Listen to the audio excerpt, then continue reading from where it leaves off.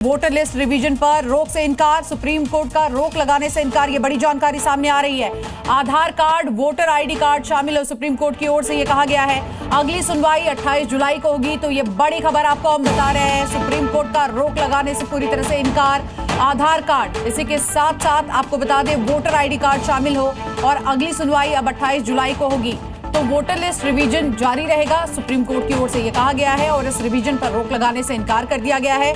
Supreme court ने साफ कह दिया है कि आधार कार्ड और वोटर आईडी कार्ड शामिल हो। इसी के साथ साथ अब इस पूरे मामले पर अगली सुनवाई 28 जुलाई को होगी। हालांकि हम देख रहे हैं इस मामले पर लगातार किस तरह से राजनीति भी हो रही है, लेकिन अब सुप्रीम कोर्ट से ये बड़ी जानकारी सामने आ रही है। इस पूरे मामले पर अगली सुनवाई 28 जुलाई को होगी, लेकिन उससे पहले आपको बता दें कि वोटर लिस्ट रिवीजन पर रोक से सुप्रीम कोर्ट ने इनकार कर दिया है। उन्होंने साफ तौर पर कहा कि आधार कार्ड, वोटर आईडी कार्ड शामिल हो। ये बड़ी जानकारी इस वक्त की हम आपको दे रहे हैं।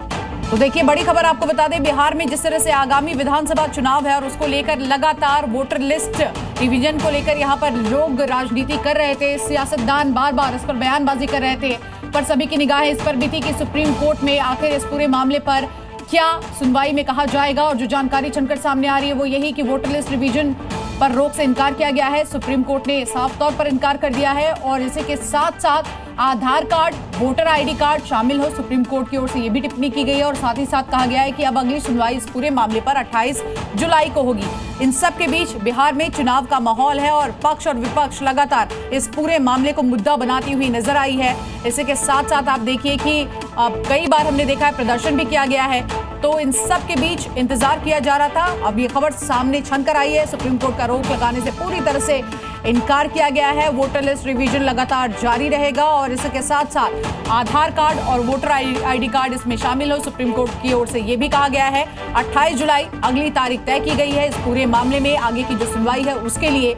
लेकिन अब ये देखना भी होगा, क्योंकि बिहार में जिस तरह से इलेक्शन है और उसको देखते हुए लगातार इसको मुद्दा बनाया जा रहा है, एक बड़ा मुद्दा बनाया जा रहा है। और भी एक जानकारी आपको बता दें, कोर्ट ने सुझाव दिया है किस तरह से कि पहचान पत्र, राशन कार्ड को भी पहचान पत्र के जरूरी डॉक्यूमेंट्स में शामिल किया जाना चाहिए। तो ये बड़ी जानकारी हम आपको दे रहे हैं। और देखिए, वोटर लिस्ट रिवीजन को ही मुद्दा बनाया था विपक्ष ने, यहां तक कि महाराष्ट्र में जो चुनाव हुआ उसको लेकर भी राहुल गांधी प्रहार करते हुए नजर आए। लेकिन इन सब के बीच सुप्रीम कोर्ट में ये पूरा मामला पहुंचा और अब सुप्रीम कोर्ट ने साफ तौर पर कह दिया है कि जो वोटर लिस्ट रिवीजन हो रहा है उस पर रोक से मैं इनकार कर रहा हूं। यहां पर सुप्रीम कोर्ट की ओर से कहा गया कि हम इस पर इनकार करें। सीधे रुख करते हमारे सहयोगी प्रशांत, इस पूरे मामले को मुद्दा बनाया गया था, लेकिन सुप्रीम कोर्ट की ओर से जो कहा गया है, राजनेता क्या इसको मानेंगे, खासकर विपक्ष के?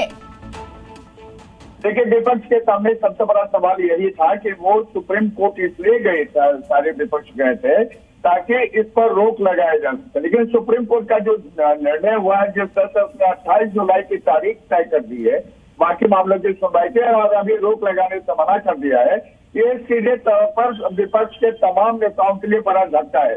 आपको बता दें, एक दिन पहले यानी कल ही यहाँ पर पटना में बड़ा चक्का जाम किया गया था पूरे बिहार को, और खुद राहुल गांधी और तेजस्वी यादव सड़क पर उतरे थे। उन्होंने मांग की थी कि जो वोटर पुनरीक्षण कार्य चल रहा है उस पर रोक लगानी चाहिए।